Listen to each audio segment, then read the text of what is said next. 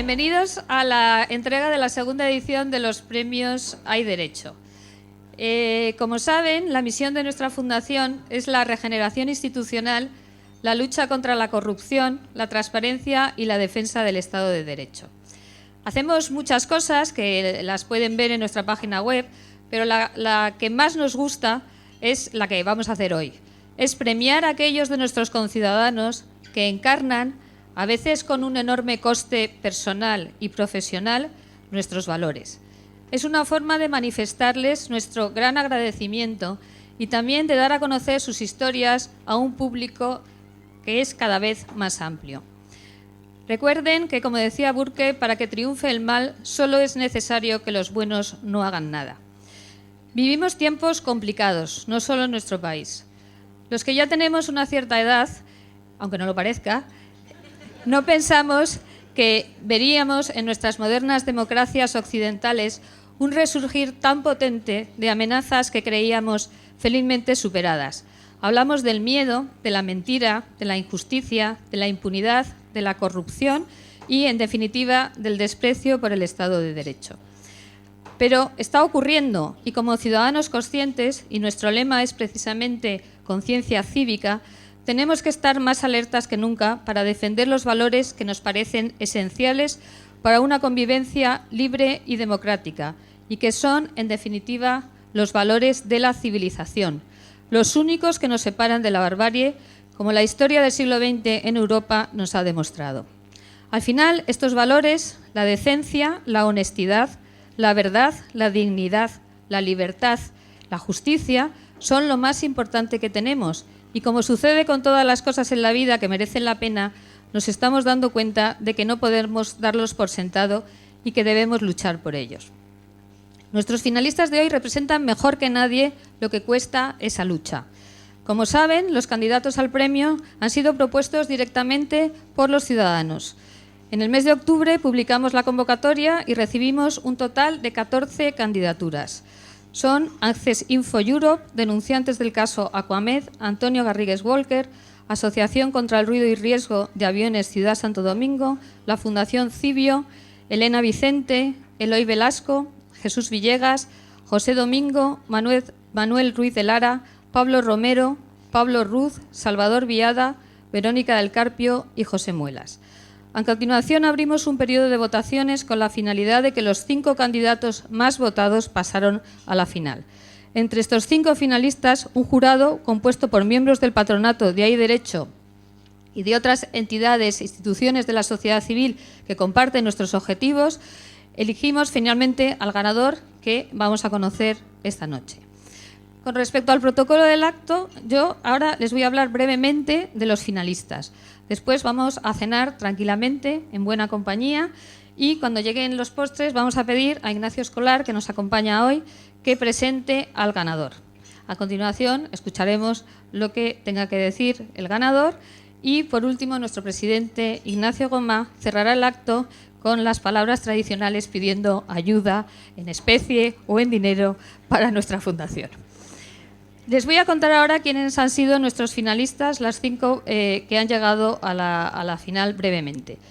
Tenemos a José Domingo, que es un jurista y activista, miembro de la Junta Directiva de Sociedad Civil Catalana, que lleva más de 25 años realizando una incansable labor en defensa de la legalidad, del Estado de Derecho y de los valores constitucionales en Cataluña, con una apuesta decidida por la convivencia y el bilingüismo institucional.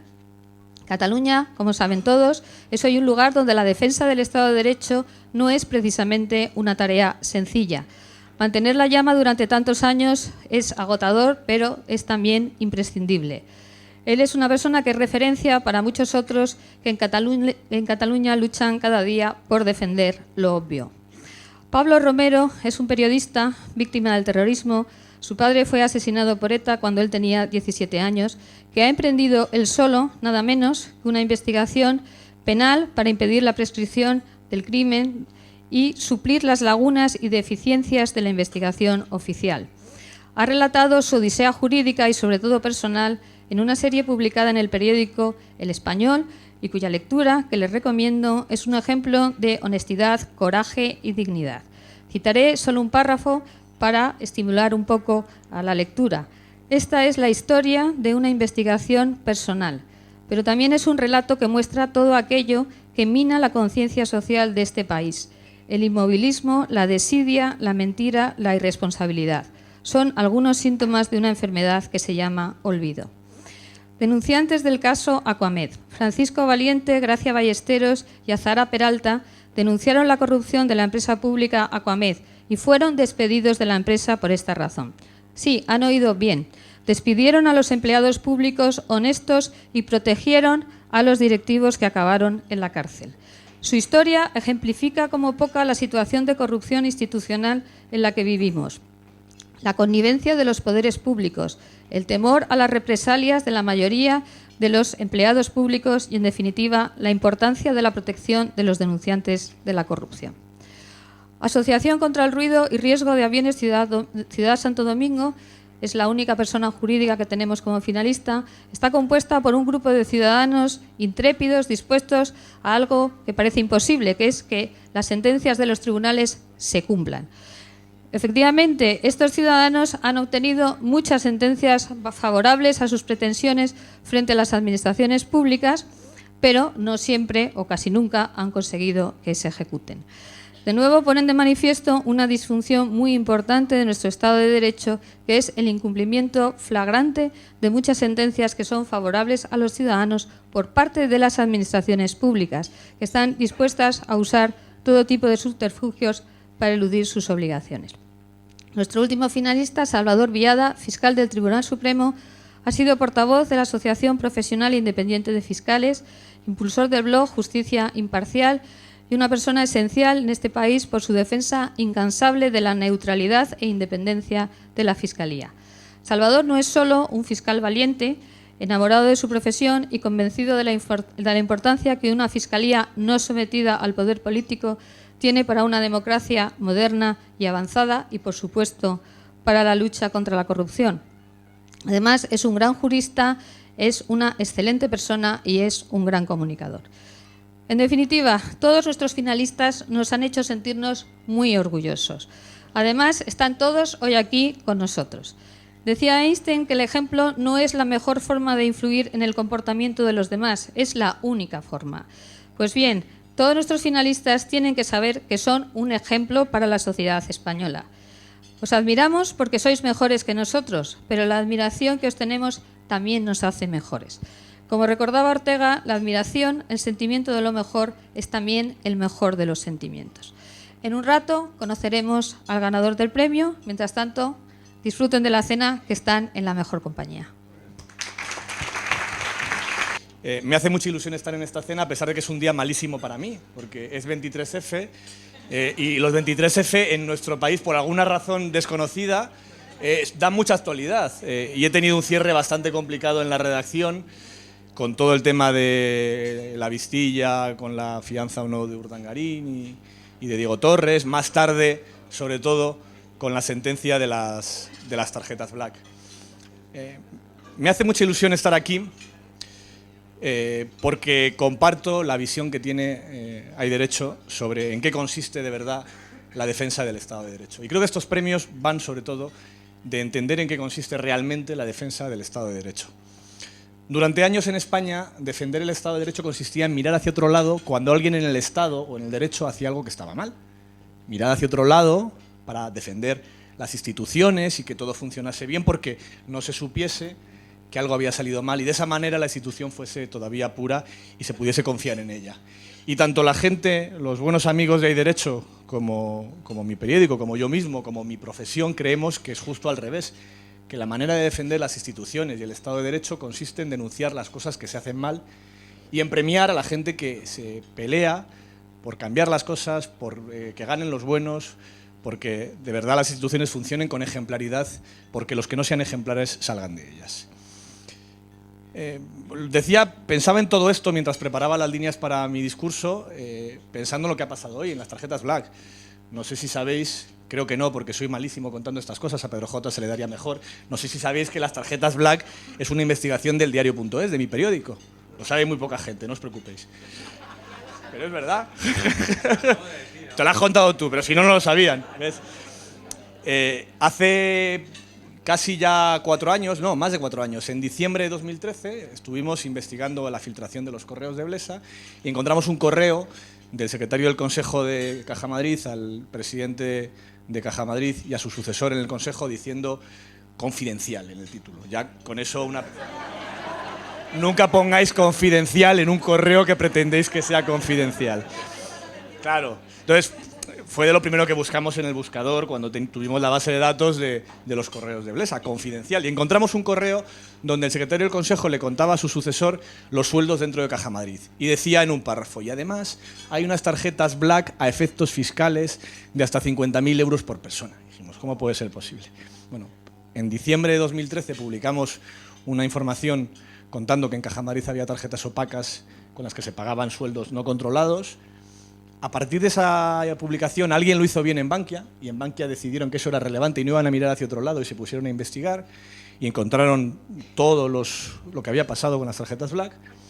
Se lo mandaron al FROB y también hicieron lo correcto y se lo mandaron a la Fiscalía Anticorrupción, que hicieron lo correcto, y en septiembre de 2014, 9 meses después de que publicásemos esa noticia, la Fiscalía Anticorrupción y la Audiencia Nacional abrieron el proceso de las tarjetas Black. Y hoy hay una sentencia. Entonces me acordaba de todo esto porque eso es la defensa, eso es para mí la defensa del Estado de Derecho. Una parte de lo que consiste la defensa del Estado de Derecho consiste en denunciar los abusos que se producen en las instituciones para generar ejemplaridad. Estoy convencido de que a partir de entonces, si a alguien le dan una tarjeta y le dicen puedes gastar lo que quieras, no vamos a mirar, te doy el PIN para que saques dinero, alguien va a decir no, te la devuelvo. Y por eso estoy convencido de que los premiados que están hoy aquí, en gran parte, los 2 premiados, porque os adelanto que hay 2, va a haber un accessit y un premio, están aquí los 2 por 2 de los valores que defiende Derecho y que demuestra este tipo de denuncias de corrupción. Una es la lucha contra la impunidad y otra es la lucha contra la corrupción. Voy a empezar primero pidiendo a los nominados que se levanten para que puedan tener un aplauso de toda la sala.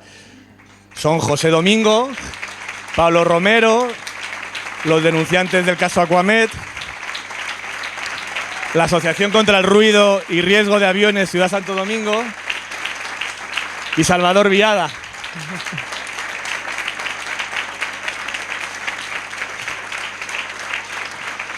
Enhorabuena a todos, porque el jurado me transmite que ha estado muy contento con el nivel de los finalistas y con lo que representáis todos vosotros.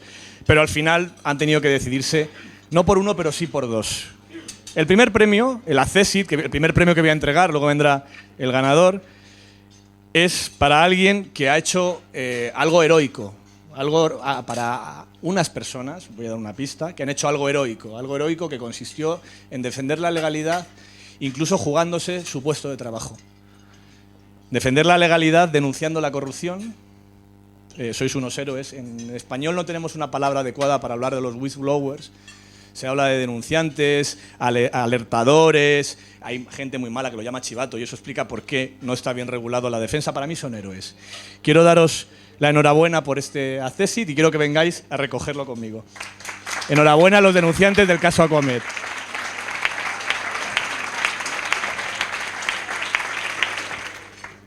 Wow.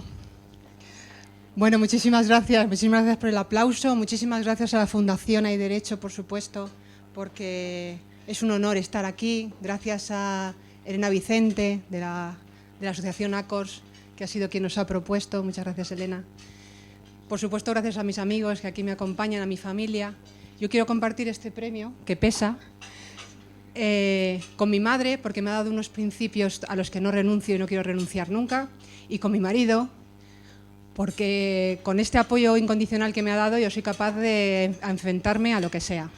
Esta historia que hemos tenido nosotros en Aquamed realmente es muy simple.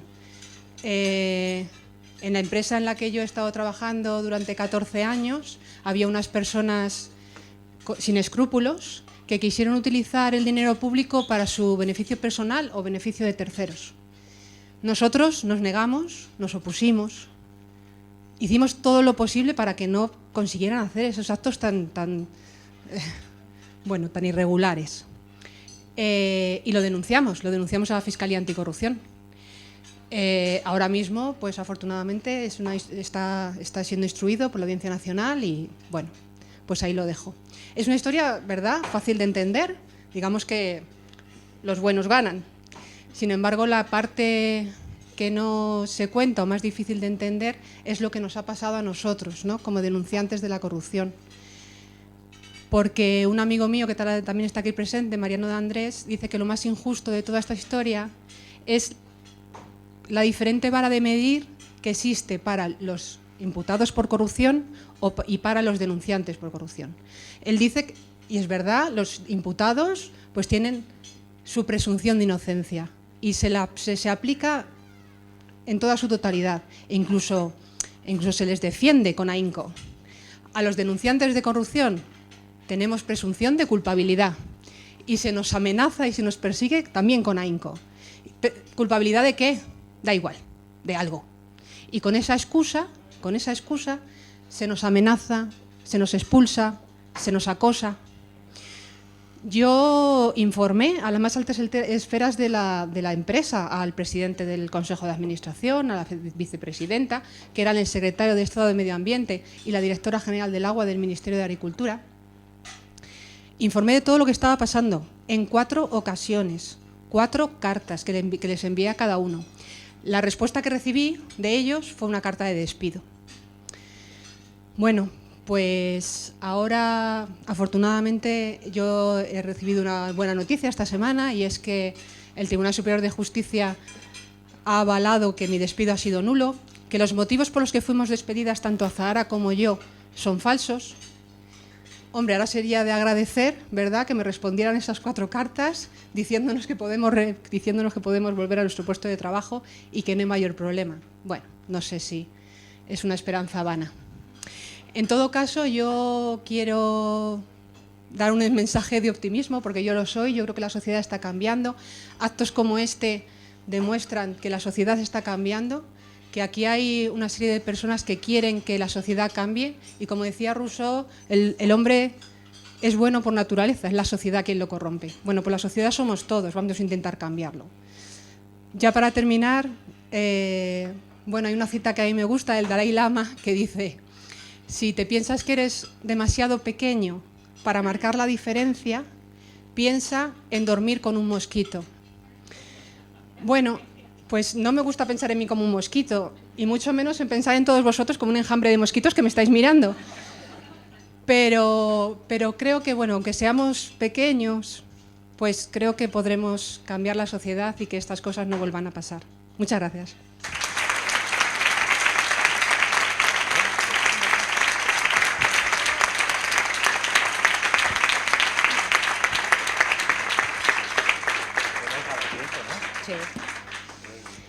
Bueno, muchas gracias. Yo quería dar las gracias principalmente a la Fundación.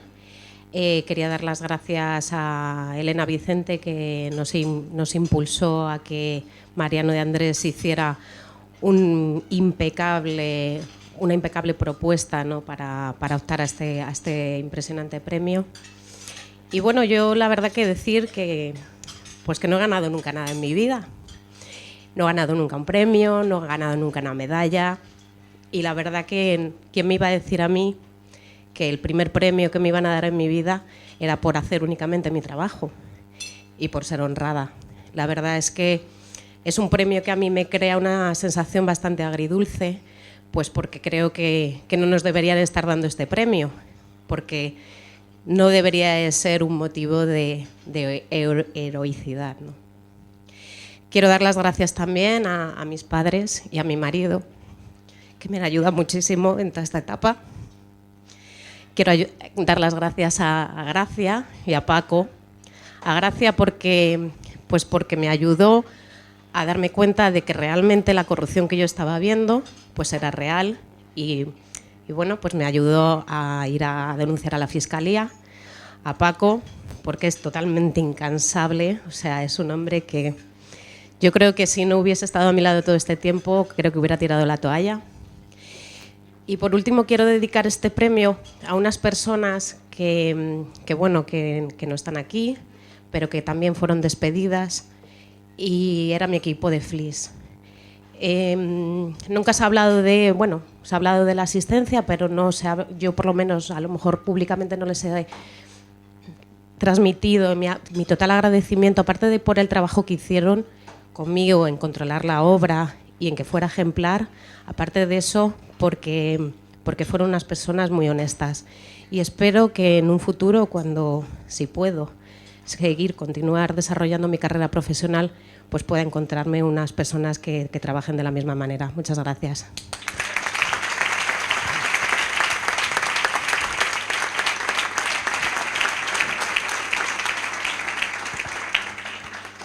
Muchas gracias a todos por vuestra consideración y vuestro apoyo. Yo no soy especialista en dar las gracias al presidente de la comunidad de vecinos. Entonces, yo quiero saludar a mis nietos.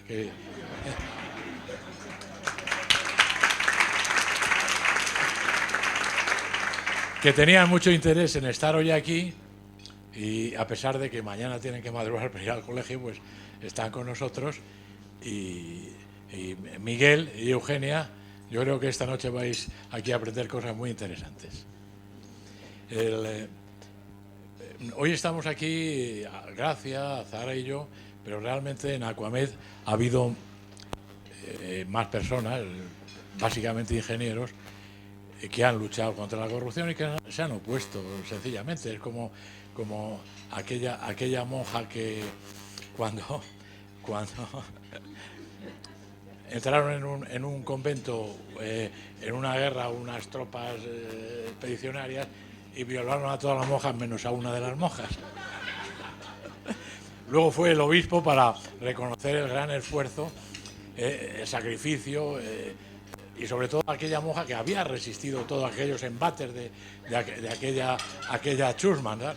Y aquella monja, después de recibir los panegíricos del obispo, le dijo, es que yo no quería. Pues eso, lo que ha pasado aquí es que yo no quería, o sea, ese es el tema. Ese es el tema. No es más que eso, no es más que eso. Entonces tú estás en un puesto en el cual hay un jefe y ese jefe tiene otro jefe y posiblemente tiene otro jefe que le dice, oye, dile a ese, ya te dicen, oye, dile a ese que haga no sé qué, y tú dices, pues mira, ese no lo quiere hacer y yo no se lo voy a decir. O sea, la cosa es así de sencilla. Entonces, en Aquamed hay más gente y ha habido más gente que se ha opuesto a estas cosas y ha luchado claramente contra estas prácticas. Algunos han sido despedidos, otros que estaban trabajando para Aquamed, pero en empresas, en asistencias técnicas, les han rescindido el contrato, y otros que todavía siguen trabajando en Aquamed, pues les han relegado y sus puestos los han ocupado gente, evidentemente mucho menos competente, pero gente mucho más complaciente con el sistema. O sea, al final es un tema de esto, ¿no? De lo que decía la monjita, ¿no? Yo ahora mismo veo que Gracia ya de alguna manera tiene encaminado por lo menos su tema jurídico, ha ganado ya en 2 instancias. Ayer salió en el periódico y lo decían muy bien, salió en Infolibre y en El País, están bien los artículos, y en uno lo decían muy bien, no me acuerdo porque lo tengo en el teléfono, pero me lo ha quitado mi hijo y entonces no lo sé. Pero venía a decir que el Tribunal Superior de Justicia de Madrid ha dictaminado que Gracia fue despedida por oponerse por no hacer prácticas irregulares, que en definitiva es lo que pasa aquí. Ahora, la que lo tiene más complicado es Azahara, porque Azahara, que fue despedida al mismo tiempo que Gracia, su juicio lo tiene en noviembre de este año. Y bueno, pues eso es tiempo, porque esta gente se dedica a recurrirlo todo lo habido y por haber, y como has dicho tú muy bien y tú también muy bien, pues es poner trabas y poner impedimentos, y la administración, el poder es muy fuerte y tiene la piel muy gruesa, ¿no? Entonces, Azahara y Gracia fueron despedidas porque defendían el dinero público, cuando a ella las despidieron, los que ocuparon su puesto, pues pasaron a hacer todo lo que tocaba. Ellas habían rechazado una reclamación del contratista de 35 millones de euros. Los que vinieron en su puesto la aceptaron inmediatamente, dieron la obra por terminada, a pesar de que faltaban por sacar del río al menos 100.000 metros cúbicos de sólidos contaminados. Y bueno, y aquello había que hacerlo muy deprisa porque se acababa la legislatura. Afortunadamente las cosas evolucionaron bien, en el sentido de que ese tema se paró y Azahara está en una situación que ya veremos cuándo tiene su juicio, que ya veremos cuándo se resuelve el tema judicial. Si Azahara, lo importante y lo significativo es que si Azahara hubiese seguido al frente de la obra como directora de obra, máxima responsable de ella, pues la obra estaría ya acabada, se habría liquidado por un presupuesto inferior al que había en el contrato, y al quitarla, la gente que ocupó su puesto, pues es la gente responsable del desaguisado de Flix y del derroche o el despilfarro de dinero, pues está allí y sigue cobrando de los dineros públicos. Y Azahara, que ha defendido los dineros públicos, pues está en el paro. Y eso es lo que hay. Ustedes mismos. Buenas noches y muchas gracias. Muchas gracias.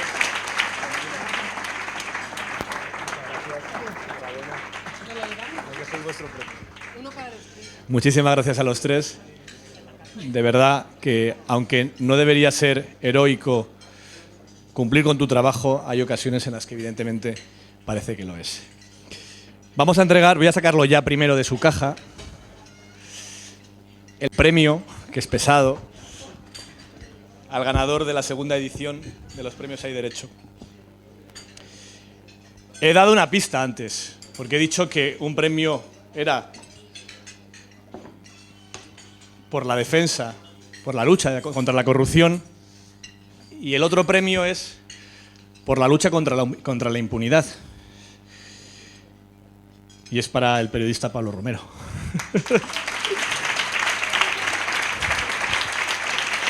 Pablo ha hecho una cosa extraordinariamente difícil en esta profesión. Una cosa extraordinariamente difícil en esta profesión, que es contar una historia personal. Contar, todos sabéis, porque es el premio. Él ha conseguido investigar el asesinato de su padre y 23 años después reabrir el juicio. Y eso es algo extraordinariamente difícil, porque nada más complicado que hablar de uno mismo, tú lo sabes bien, nada más complicado que hablar de uno mismo y nada más complicado que hacerlo también. Tus textos son excelentes. Nos conocemos hace muchos años porque Pablo y yo cubríamos, él trabajaba en El Navegante del Mundo y yo trabajaba en El Navegante de Telecinco. Éramos todos muy imaginativos poniendo nombres a las secciones de internet en aquella época. Yo hacía la de Telecinco. Exacto. Y yo le conozco hace muchos años y no sabía su historia, no sabía que eras víctima de ETA. Y ser víctima es algo que evidentemente no se escoge, pero pelear como tú has peleado por devolver, luchar contra la impunidad y luchar contra el olvido y defender lo que pasó con tu padre es ciertamente ejemplar. Enhorabuena, y es tu palabra. Muchas gracias.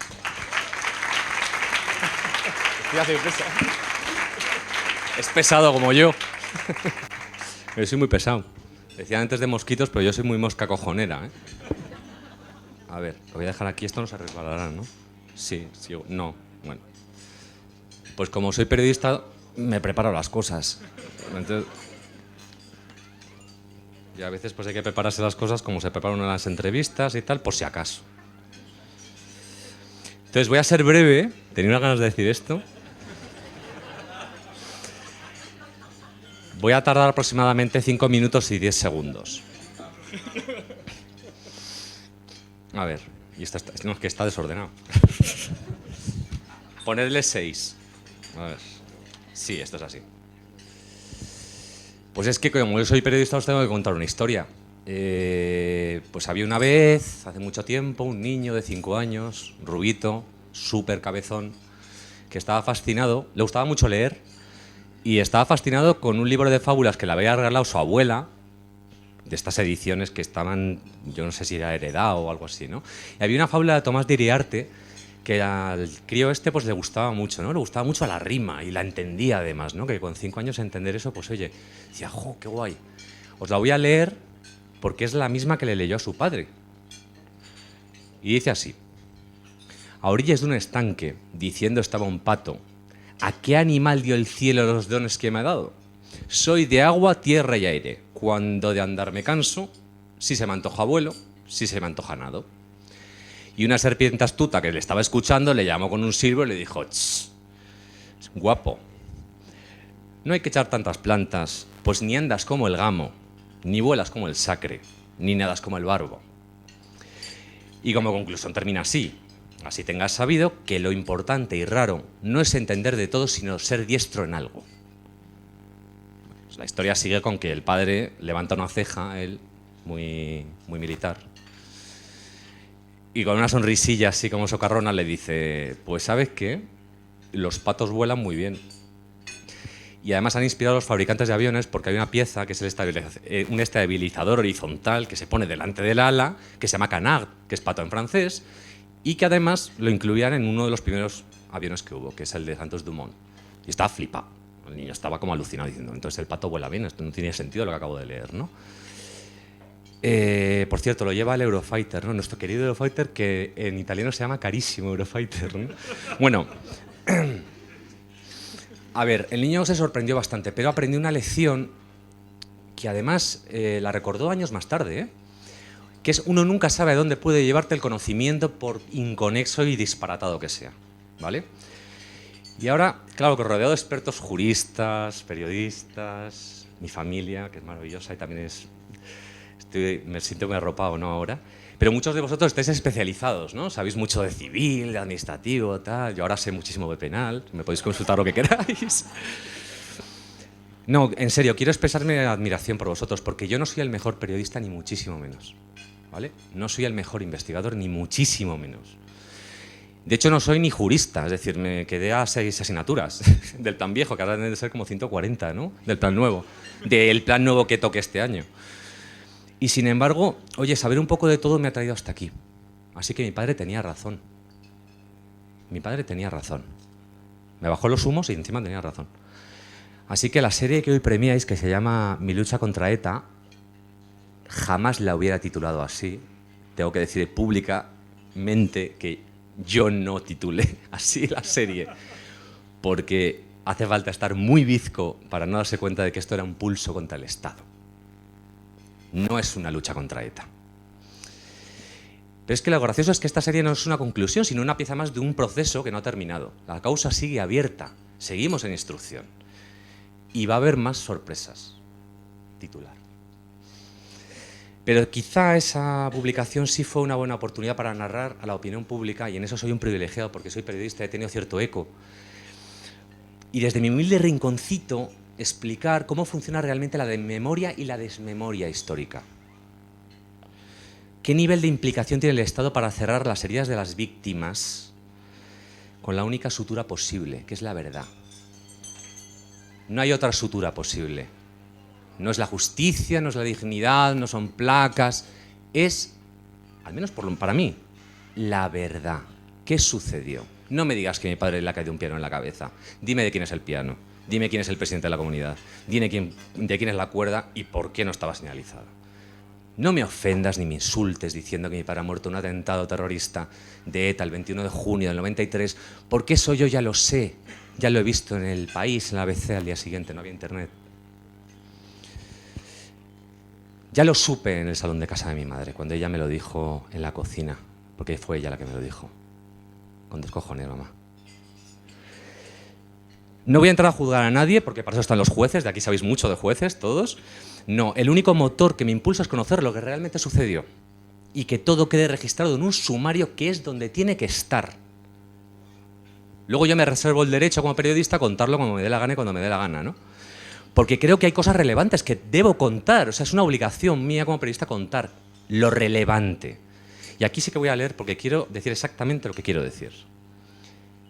Esto es lo relevante para mí. ¿Por qué prácticamente toda la ayuda que he recibido ha sido proveniente de fuentes anónimas, trabajadas con paciencia y sangre durante los últimos 4 años en la más absoluta clandestinidad? ¿Por qué la instrucción se atasca una y otra vez? Suena, ¿no? Al no hallarse una gran parte de la documentación. ¿Por qué no? Y a esto abro comillas. ¿Por qué no aparecen los papeles? ¿Por qué el instructor da como buena esa respuesta? ¿Por qué el fiscal ni se pronuncia? Es más, ni aparece. Lo tengo grabado, ¿eh? ¿Por qué algunos altos funcionarios del Estado no quieren que investigue yo el asesinato de mi padre? Al que creo que no cabe ninguna duda que tengo derecho, ¿no? Debo hacerlo, pero es que además I'm entitled. ¿Y por qué el aparato del Estado, y esto es lo que más duele, ese que me ha puesto 1001 zancadillas, solo he contado el 18% de lo que me ha pasado, ¿eh? Insiste hipócritamente, y señala hipócritamente, en su mantra, estamos siempre con las víctimas? Eso no es verdad. Estamos siempre con la legislatura. Hoy me siento efectivamente como un pato. O sea que me habéis aprendido un poquito de vanidad aquí. El pato era muy vanidoso, decía que sabía hacer de todo. Yo tengo muy asumido que nado regular, aunque ahora estoy yendo mucho a la piscina. Camino fatal, aunque la semana pasada me hice 50 kilómetros, pero he sido capaz de volar. Y creo además que no lo hago nada mal, ¿eh? Y este premio, esta cosa tan pesada, para mí supone una corriente térmica que me impulsa para arriba y me ayuda a seguir volando. Así que muchísimas, muchísimas gracias a la Fundación, a mi familia, a mi marido, por hacerlo posible. Va por ti, papá.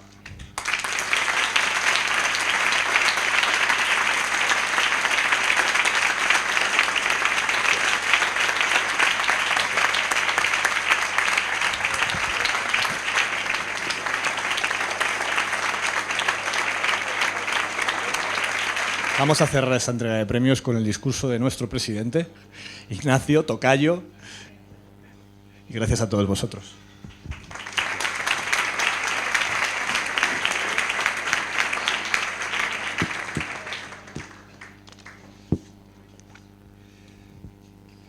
Señor vicepresidente del Congreso, otras autoridades presentes, queridos amigos y amigas de la Fundación Hay Derecho, incluso enemigos, presentes o ausentes, muy buenas noches a todos. Yo, como Pablo, voy a estar también 5 minutos, también me lo he preparado bastante y también voy a contar un cuento, ¿eh? Lo primero es felicitar formalmente, en nombre de la Fundación, a los premiados, a Pablo, a los denunciantes de Aquamed, Francisco Valiente, Gracia Ballesteros y a Zara Peralta. No nos olvidamos tampoco de los que pasaron a la final, José Domingo, la Asociación contra el Ruido, Salvador Viada, que sin duda son acreedores también de una felicitación cordial. El año pasado decía, en la primera entrega de premios, algo que creo que procede repetir hoy y que previsiblemente habrá que repetir y reiterar en todas las entregas de premios que hagamos de la Fundación Hay Derecho. Y es lo siguiente. Para nosotros es una satisfacción muy especial este acto, pero no solo porque los premiados lo merezcan y porque sea esta entrega consiguientemente un acto de justicia que nos genera un placer intrínseco, el que produce devolver las cosas en la medida de nuestras escasas fuerzas al sitio que le corresponden, es decir, equilibrar la balanza descompensada.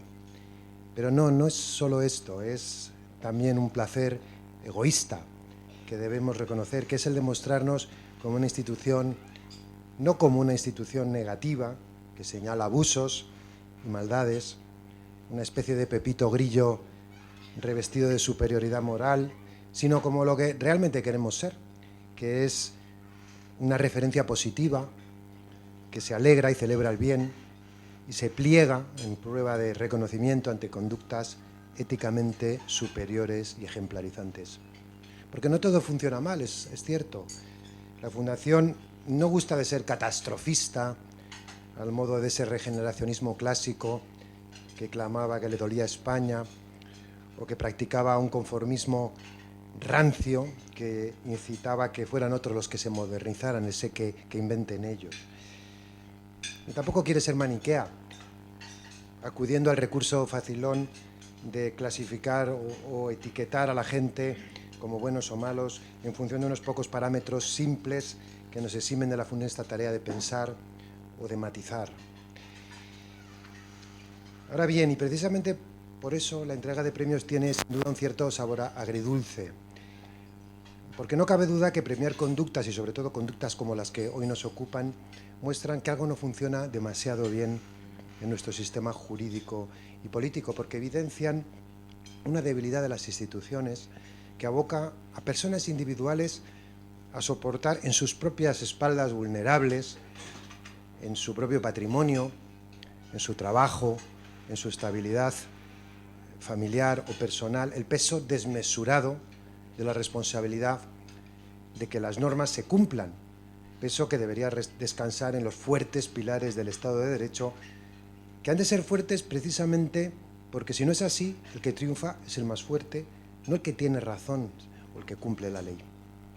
Nuestros premiados en este año han soportado este peso y desde mi punto de vista con dos rasgos muy característicos. Uno, por un lado, que tienen el mérito de haber hecho algo de modo voluntario, en beneficio común y desde mi punto de vista más allá del cumplimiento del deber. Esto de más allá del cumplimiento del deber, que se ven en las películas americanas, ¿no? Es un dato que quiero destacar expresamente. Es esa imagen que tenemos del presidente de los Estados Unidos entregando la medalla del honor del Congreso americano a quienes demostraron, porque lo he visto en Wikipedia, valentía e intrepidez con riesgo de la propia vida más allá de la llamada del deber. En el caso de Pablo, es evidente que ha ido más allá del cumplimiento del deber que le correspondía como ciudadano y como periodista. Yo diría, aunque esto sea mucho decir, incluso como hijo, porque su supervivencia física y su estabilidad emocional justificaría perfectamente no asumir empresas que deberían corresponder a las autoridades. Se preguntaba Pablo en la sexta parte de su artículo que por qué no se ha investigado a lo largo de los años y de forma exhaustiva no solo la muerte de mi padre y sus compañeros, sino cada uno de los asesinatos terroristas que han sacudido España en las últimas 5 décadas y que permanecen sin resolver. ¿Por qué tiene que ser un familiar o un allegado quien tenga que buscar en los sótanos del Estado para arañar nuevos datos y mantener viva la causa? En el caso de los denunciantes de Aquamed se da una circunstancia parecida. Su vida habría sido mucho más agradable y nadie les habría reprochado nada si se hubieran plegado a las exigencias de quienes patrocinaban las irregularidades, cubriendo formalmente su actuación con la normativa vigente de los indiferentes. Nadie les habría pedido cuentas con un poco de formalismo y desde luego no habrían sufrido tanto. Pero hay otro rasgo característico de los premiados que quiero resaltar. Ellos fueron ciertamente más allá de su deber, pero además lo hicieron contracorriente, porque las instituciones, el sistema, no tenía demasiado interés en que su celo se viera coronado con el éxito. Porque se puede ir más allá del cumplimiento del deber con el apoyo y beneplácito del sistema, como por ejemplo cuando alguien hace horas extraordinarias y se le pagan.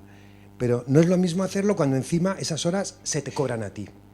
Dice Pablo Romero, ¿por qué quien tenía la obligación de ayudarme o al menos de facilitarme ese terrible trabajo hizo todo lo contrario? Pablo tuvo que ir luchando contra los elementos que le ponían trabas en su investigación porque misteriosas razones de Estado dificultaban saber quién había matado a su padre y así impedir la prescripción del delito. En el caso de Aquamed ocurre algo parecido, un escenario en el que tus reclamaciones y denuncias ante muy diversas instancias se encuentran con una pared y no solo eso, sino que expelen represalias bajo la forma de presiones y despidos. Cuando uno creía que le iban a proteger, ocurre todo lo contrario y todo te hace pensar si no estaremos en una especie de de Show de Truman, como la película esa en la que todo el mundo menos tú sabe lo que está pasando. Quisiera contarles, para terminar, un cuentito muy corto de Kafka, que creo que viene muy a propósito y se llama Ante la ley. Y dice así, lo resumiré. Dice, ante la ley hay un guardián. Un campesino se presenta frente a este guardián y solicita que le permita entrar en la ley. Pero el guardián contesta que por ahora no puede dejarle entrar. El hombre reflexiona y pregunta si más tarde le dejarán entrar. Tal vez, dice el centinela, pero no por ahora. La puerta que da a la ley está abierta, como de costumbre, pero el guardián le dice, si tu deseo es tan grande, haz la prueba de entrar a pesar de mi prohibición. Pero recuerda que soy poderoso. Y solo soy el último de los guardianes. Entre salón y salón también hay guardianes, cada uno más poderoso que el otro. Ya el tercer guardián es tan terrible que no puedo mirarlo siquiera. El campesino no había previsto estas dificultades. La ley debería ser siempre accesible para todos, piensa, pero al fijarse en el guardián, con su abrigo de pieles, su nariz grande y aguileña, su barba negra de tártaro, rala y negra, decide que le conviene más esperar. El cuento sigue, pasan los años, el campesino siempre intenta entrar y el guardián, aunque no tortura ni maltrata, tampoco le deja pasar. Al final, cuando el campesino está a punto de morir, dice, todos se esfuerzan por llegar a la ley, dice el hombre. ¿Cómo es posible, entonces, que durante tantos años nadie más que yo pretendiera entrar? El guardián comprende que el hombre está por morir y para que sus desfallecientes sentidos perciban sus palabras, le dice junto al oído con voz atronadora, nadie podía pretenderlo porque esta entrada era solamente para ti y ahora voy a cerrarla. La esencia del cuento es que hay un individuo que cree que algo le debe ser concedido, pero el sistema se lo niega. Que hay personas que se presentan como guardianes del derecho cuando en realidad quieren ser los dueños del derecho, los guardianes privados de un tesoro personal al que el pueblo no tiene acceso. Y la moraleja es que si el sujeto se queda solo y no hay respuestas colectivas, si dejamos que los guardianes nos intimiden, tendremos una sociedad débil, injusta y maleable. Y como decía al principio, no deberían ser necesarios los premios, porque no debería exigirse a nadie que haga un trabajo que debe hacer el sistema. Pero debemos congratularnos de que cuando el sistema no funciona como debería, haya gente, como los hoy premiados, que no hacen caso al guardián y atraviesan la puerta de la ley. Es su enorme mérito que hoy, como sociedad, les reconocemos y que, como decía la madre de Pablo, al final de la parte sexta, al hablar de su trabajo periodístico, nos da paz. Muchas gracias por ello en nombre de la Fundación.